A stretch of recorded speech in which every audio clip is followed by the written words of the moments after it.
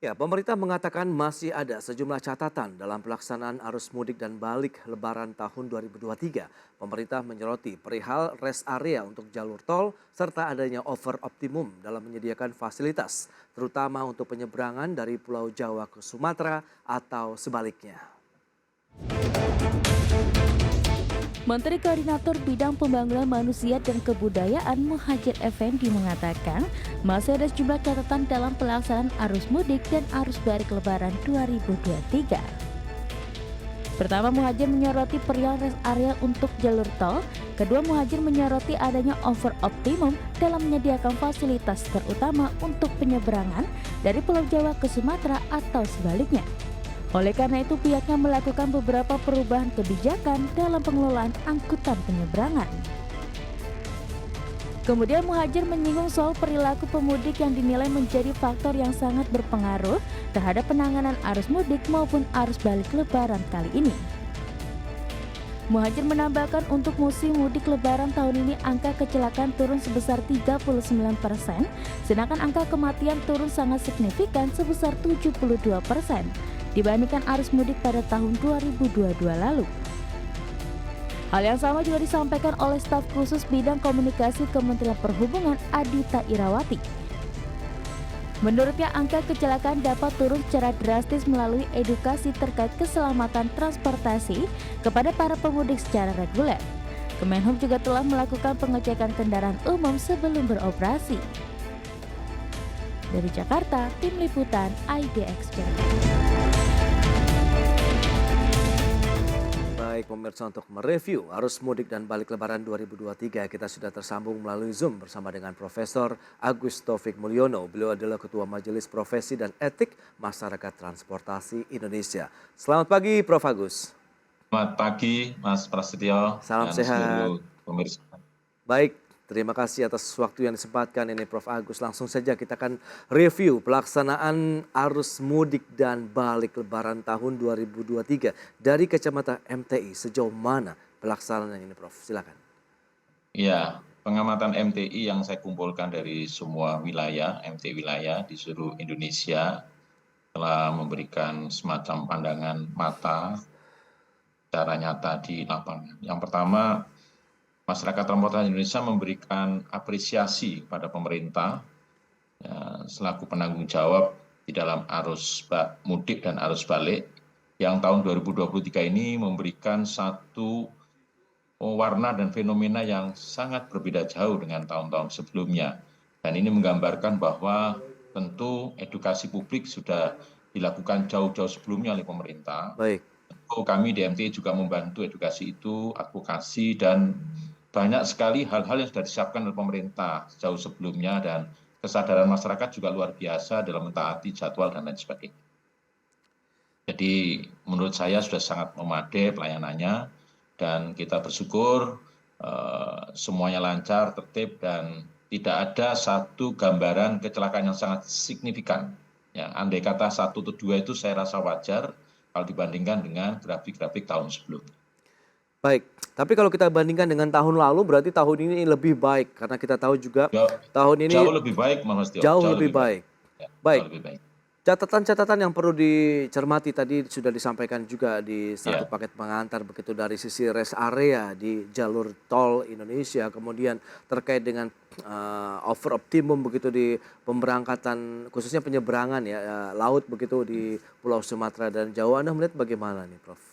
Kalau rest area untuk jalan tol antar kota sebenarnya dari segi jumlah sudah cukup.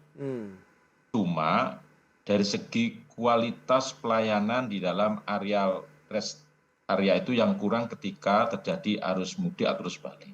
Oke. Ya, jadi ini yang kurang. Dan memang peraturan yang harus ketat bahwa orang beristirahat itu jangan terlalu lama. Itu bukan tempat untuk tidur rest area itu, hanya untuk istirahat yang sifatnya secukupnya. Oke. Nah, ini yang belum dipatuhi oleh sebagian besar oleh pengguna jalan tol ya.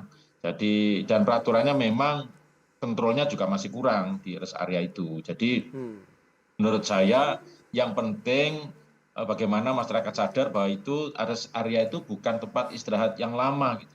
Sampai tidur, sampai melakukan aktivitas sosial dan sebagainya. Bukan itu sebenarnya. Oke. Jadi rest area itu memang harus diedukasi publik, tempat untuk istirahat sementara atau sebentar gitu, untuk Oke. menghilangkan rasa jenuh dan sebagainya.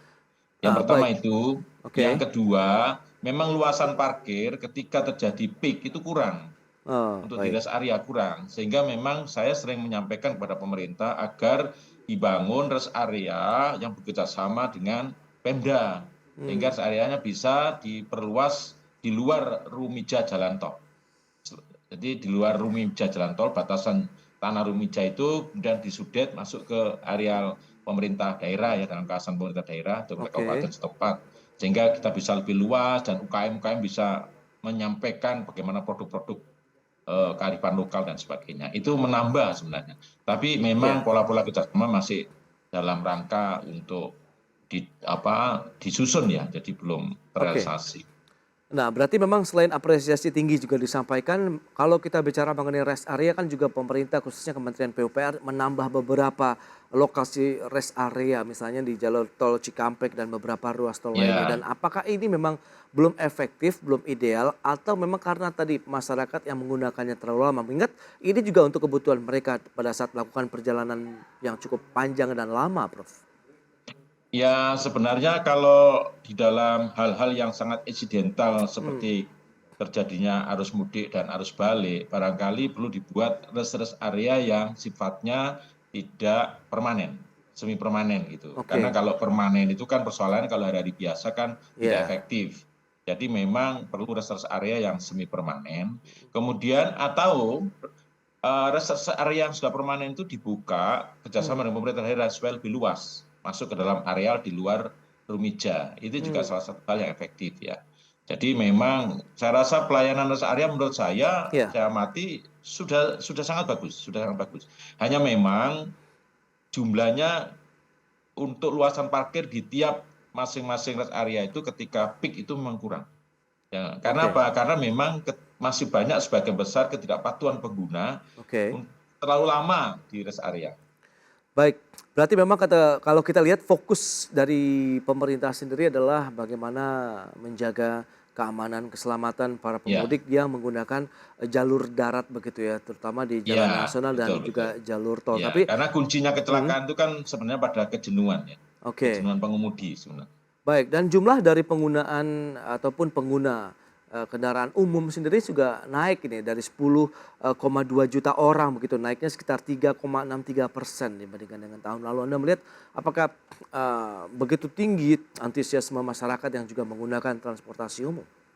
Kalau saya malah angkanya nggak segitu ya, lebih besar lagi sebenarnya Lebih menurut besar saya. lagi berapa, Prof? Iya, lebih besar lagi. Kalau kami sih mengamati sampai 6% ya Enam kenaikan persen itu. Karena kenaikannya. memang Oke. antusias masyarakat sekarang ini kalau saya lihat kesadaran masyarakat untuk naik angkutan umum juga luar biasa. Dan angkutan umum bis itu untuk jarak jauh, Oke. ini kan pelayanannya sudah sangat bagus. Artinya bahwa banyak kok orang nggak mau naik pesawat, nggak mau naik kereta untuk jarak Jakarta Malang, yang Oke. Jakarta Surabaya itu pada naik bis ya, karena memang ada kenyamanan yang luar biasa.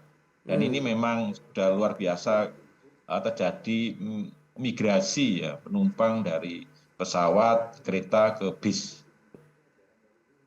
Baik, tapi dari sisi sarana prasarana begitu, infrastruktur jalan yang mengingat ini menjadi fokus juga dari pemerintah, Anda melihat bagaimana di sepanjang perjalanan mudik dan balik lebaran tahun ini, Prof. Agus?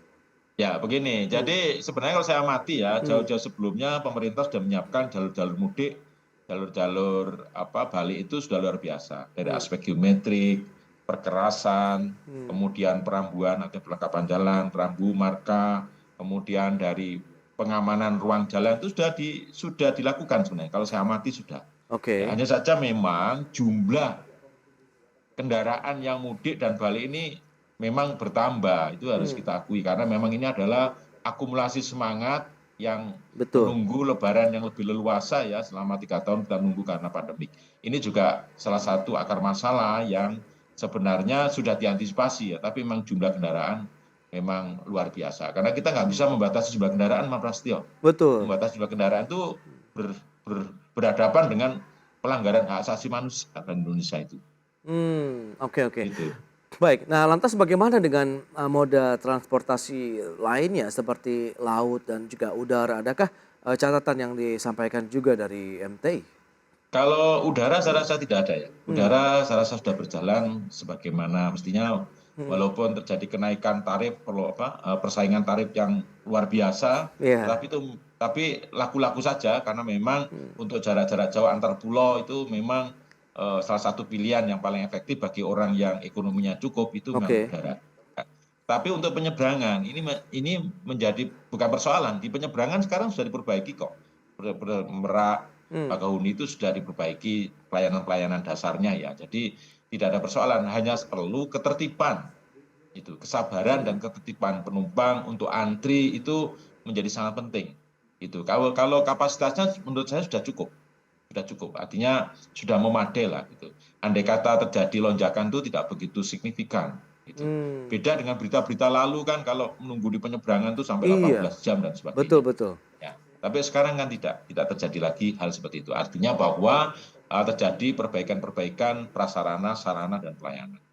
Oke, dari jumlah kapal yang disediakan begitu bagi para pemudik, menurut MTI juga ini sudah memadai dalam artian sudah cukup memadai. Ya. Oke. Hanya saja memang perlu peningkatan edukasi publik ya, advokasi publik ya, bahwa namanya begitu kata kuncinya antri gitu. Oke. Antri. Dan perjalanan menggunakan penyeberangan untuk darat itu tidak begitu menimbulkan kelelahan dan kejenuhan sebenarnya karena dia sempat untuk beristirahat di penyeberangan. Baik, itu dia untuk dari angkutan laut, berarti memang tidak ada terlalu catatan yang signifikan. Demikian juga dengan angkutan udara, berarti fokus lebih kepada bagaimana angkutan darat ini di situ sisi jumlahnya. Iya, memang jumlah kapasitas kendaraannya kan, kapasitas jalannya terbatas. Iya. Sementara jumlahnya kendaraan tidak bisa diatasi. Oke, nah kesiapan dari moda transportasi darat lah misalnya begitu, Anda melihat juga bagaimana para operator bus ataupun lainnya begitu cukup cermat tidak, dalam artian memang sudah mematuhi ketentuan keselamatan berlalu lintas?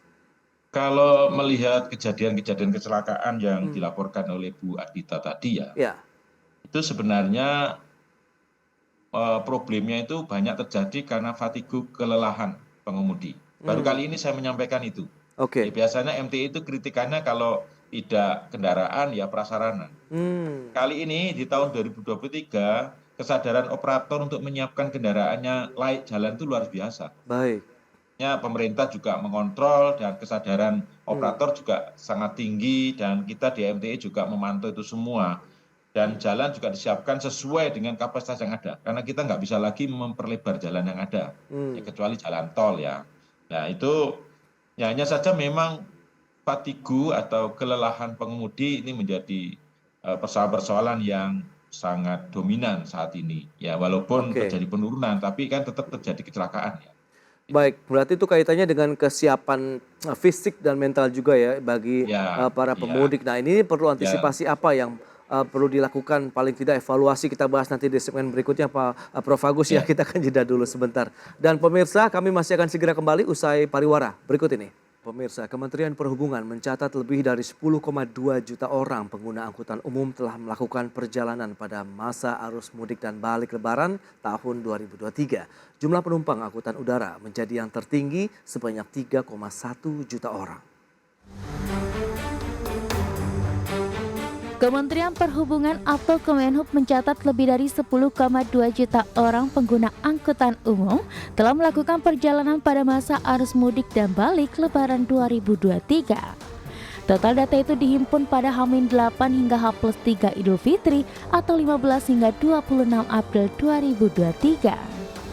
Juru bicara Kemenhub Adita Irawati mengatakan jumlah tersebut meningkat 3,63% jika dibandingkan periode yang sama pada musim mudik 2022. Jumlahnya yakni sebesar 9.884.205 orang. Sementara itu jumlah penumpang angkutan udara menjadi yang tertinggi pada masa angkutan umum Lebaran 2023. Hingga H+3 total penumpang sebanyak 3.026.098 orang. Kemudian disusul pengguna angkutan sungai danau dan penyeberangan atau ASDP sebesar 2.290.611 orang. Lalu pengguna angkutan jalan sebanyak 2.038.740 orang. Pengguna angkutan kereta api 2.030.789 orang dan pengguna angkutan laut 874.532 orang. Dari Jakarta, Tim Liputan IDX Channel. Baik pemirsa, kita lanjutkan kembali perbincangan bersama dengan Profesor Agus Taufik Mulyono, Ketua Majelis Profesi dan Etik Masyarakat Transportasi Indonesia. Ya Prof. Agus, kita akan lanjutkan kembali. Tadi memang dari sisi jumlah, kemudian semuanya mengalami peningkatan baik transportasi darat, laut dan juga udara. Nah bagaimana dari sisi tadi kalau kita bicara, Anda katakan kelelahan ini menjadi salah satu faktor yang menjadi pemicu beberapa kejadian yang tidak diinginkan begitu selama musim mudik dan balik lebaran tahun ini. Apa yang perlu kita bisa improve lagi nih untuk mengatasi bahwa masyarakat juga harus menyiapkan fisik dan juga mental dengan melakukan perjalanan mungkin bisa sampai ratusan atau mungkin ada yang 1.000 kilometer begitu. Iya, tentu pemerintah harus mulai melengkapi himbauan ya, atau Iya. persyaratan. Artinya tidak hanya pengemudi angkutan umum, tapi pengemudi kendaraan pribadi itu juga harus menunjukkan surat kesehatan. Oke. Surat kesehatan pengemudi. Minimal tergambarkan bahwa pengemudi ini istirahatnya cukup. Serasa ilmu kedokteran akan bisa menunjukkan entah itu indikator kadar darah yang bagaimana ya, yang orang kurang tidur. Jadi minimal nanti polisi bersama perhubungan barangkali melakukan sidak ya, atau Oke. sidak rutin ya, supaya terlihat kalau memang kesehatan nggak memungkinkan ya, kalau perlu bukan balik tapi istirahat sebentar, entah balik entah kemana, yang penting istirahat ya. Ini saya rasa perlu diedukasi ya, karena memang kelelahan itu menjadi persoalan sekarang. Karena orang saking semangatnya kadang-kadang malamnya nggak tidur karena kerinduan pada ibunya, kerinduan kepada keluarganya, itu malah nggak tidur pengemudinya itu, saking bahagianya. Nah ini yang kadang-kadang kita nggak terkontrol ya, kebahagiaan itu nggak terkontrol. Ya, artinya kita juga harus bisa mengendalikan orang yang bahagia itu adalah orang yang sehat. Orang yang bahagia, gembira itu adalah orang yang sehat secara fisik, pikiran, dan hatinya ya. Karena memang ini perlu untuk dikendalikan. Artinya mungkin ke depan, di tahun-tahun sebelumnya, atau ini mungkin ada kesempatan di dalam Natal ya, Natal tahun baru misalnya. Nah ini kan juga perlu untuk melihat kembali himbauan-himbauan positif pemerintah yang tentu sifatnya wajib ya dipatuhi, terutama kesehatan. Karena tidak hanya angkutan umum ya, tidak menggunakan umum, tetapi kendaraan pribadi yang menjadi persoalan menurut saya, yang jumlahnya lebih banyak. Itu dia, kalau memang masalah faktor fisik, mental begitu Prof, berarti kan rest area ini menjadi salah satu kebutuhan yang urgent pada saat mereka ingin beristirahat. Sementara Anda katakan tadi dari sisi luasan parkir ini juga masih terbatas. Kemudian juga waktu yang mereka lakukan pada saat berada di rest area juga ini mungkin overtime begitu, terlalu lama. Dan ini bagaimana manajemen waktu ini bisa diatur? Apakah memang bisa disesuaikan sementara ada kebutuhan yang mendesak juga mereka harus beristirahat? Ya, kalau dalam peak-peak ini tadi saya sampaikan, dulu juga sering saya sampaikan dalam pertemuan-pertemuan di dalam webinar dan lain-lain, hingga kita perlu rest area yang tidak permanen. Rest area, karena kalau rest area permanen itu kan ada syaratnya, jaraknya. Itu kan ada rest area A, rest tipe A, tipe B, dan tipe C ya. Itu ada syarat-syarat jaraknya satu sama lain sudah diatur dalam peraturan menteri. Dan itu untuk menampung orang-orang yang lelah, para pengemudi yang lelah itu tentu kita perlu membuat rest area yang tidak permanen. Tapi minimal di situ disiapkan tempat untuk toilet, air minum, tidak perlu ada rumah makan ya, tidak perlu karena itu menyebabkan jadi lama. Kemudian yang penting bisa istirahat sebentar di situ, ada parkir mobil. Saya rasa cukup lah untuk Rumija jalan tol itu masih bisa lah kalau dikasih tempat untuk satu lajur, dua lajur mobil beristirahat di situ masih memungkinkan, masih aman lah gitu, karena masih punya persediaan ruang yang cukup kalau jalan tol. Baik, berikutnya kita akan lihat evaluasi dari MTI sendiri terkait dengan koordinasi rekayasa lalu lintas yang dilakukan oleh pihak-pihak terkait Jasa Marga, Korlantas Polri dan lain-lain begitu Prof. Bagaimana Anda melihat? Apakah ini yang menjadi salah satu penopang ya bisa dikatakan lancarnya pelaksanaan mudik balik lebaran? Kita memberikan catatan apresiasi yang sangat luar biasa Dan kami sebagai masyarakat sangat berterima kasih atas koordinasi yang dilakukan oleh kepolisian, perhubungan, dan semua operator jalan tol khususnya ya, Oke. termasuk jalan yang tidak tol. Kenapa? Coba dulu yang sering kita dengar di mata masyarakat itu adalah koordinasi yang tidak sinkron antara satu pihak ke pihak yang lain. Sekarang enggak, kita tidak mendengarkan itu. Oke. Jadi semuanya sinkron. Jadi ini luar biasa. Artinya bahwa satu komando kayaknya, satu komando. Kalau dulu kan masing-masing punya komando, nah sekarang satu komando. Jadi polisi sudah memerankan komandonya yang luar biasa dalam penanganan arus balik dan arus mudik dan arus balik ini. Itu. Baik, lantas apa yang bisa kita ambil? Bagaimana menyikapi tadi ada beberapa libur berikutnya, tahun baru, Natal, kemudian juga menyikapi mungkin nanti liburan Lebaran tahun depan ini, Prof, berkaca dari tahun ini. Karena tahun depan pasti tidak akan jauh berbeda penanganannya. Ya. Sebenarnya begini, pemerintah itu harus punya data. Oke. Data yang lewat jalan itu berapa kendaraan, berapa ribu orang, berapa juta orang yang lewat jalan. Oke. Mau nggak mau ke depan harus punya pemaksaan untuk dipindah ke kereta berapa, dipindah ke jalur laut berapa. Itu namanya moda share. Kita sampai hari ini nggak punya kebijakan moda share, nggak punya. Jadi semua bertumpu di jalan. Nah, satu itu. Kedua, kendaraan pribadi dan kendaraan umum. Artinya bahwa pemerintah kan sudah tiap tahun di dalam liburan seperti itu atau dalam peak itu kan selalu memberikan fasilitasi subsidi ya. Bantuan angkutan, baik bis atau apapun bentuknya, itu luar biasa, sangat membantu sekali. Baik itu yang arus mayor yang utama maupun arus feeder ketika sampai di lokasinya di kota provinsi, gubernur menyiapkan angkutan menuju ke kabupaten masing-masing. Ini luar biasa loh, ini yang terjadi di Indonesia fenomena ini. Dan ini mengurangi kecelakaan sangat mengurangi kecelakaan dan itu harus dilakukan, bahkan ditingkatkan. Ya, untuk perkeretaapian, ini mohon maaf ini, perkeretaapian memang luar biasa. Ini percontohan angkutan umum yang sangat bagus di Indonesia kan memang perkeretaapian ya. Baik itu dari pelayanannya, kemudian penyediaan ruang, dan sebagainya di stasiun-stasiun itu sudah nggak terjadi lagi seperti zaman dulu ya. Nah, cuma kalau boleh usul, bangkitan kereta tiap tahunnya kan enggak mengalami tambahan yang signifikan ya. Mungkin 5 juta, 6 juta, bisa menjadi 8 juta itu mengangkut gitu. Karena terbukti sekarang di arus mudik sampai hari ini saya belum dapat tiket kereta kok balik ke Jakarta. Ya, ini menggambarkan bahwa perlu untuk penambahan jumlah sarana. Jumlah sarana ditambah. Kalau perlu kecepatan agak dikurangi sedikit tetapi gerbongnya ditambah. Barangkali begitu juga menolong gitu. Karena memang kereta ini menurut saya yang paling safety ya, karena dia jalurnya khusus, tidak banyak gangguan, dan ruang-ruang jalan tol itu kan sudah dibatasi sehingga sangat lancar lah gitu. Tapi jumlahnya yang harusnya agak signifikan ya. Kalau saya usul pada Pak Didik, Direktur Utama KAI, tolonglah ditambah sampai bisa ngangkut 8 juta, 10 juta gitu, supaya beban jalan tidak begitu berat. Oke. Itu dia beberapa evaluasi yang sudah disampaikan MTI, tapi apresiasi tinggi perlu kita berikan juga ya kepada pemerintah, Polri, Kementerian Perhubungan, operator jalan tol yang sudah berjibaku juga begitu ya untuk menjaga kelancaran. Semuanya, termasuk Kementerian PUPR, semuanya Kementerian PUPR, bareng-bareng ini semua.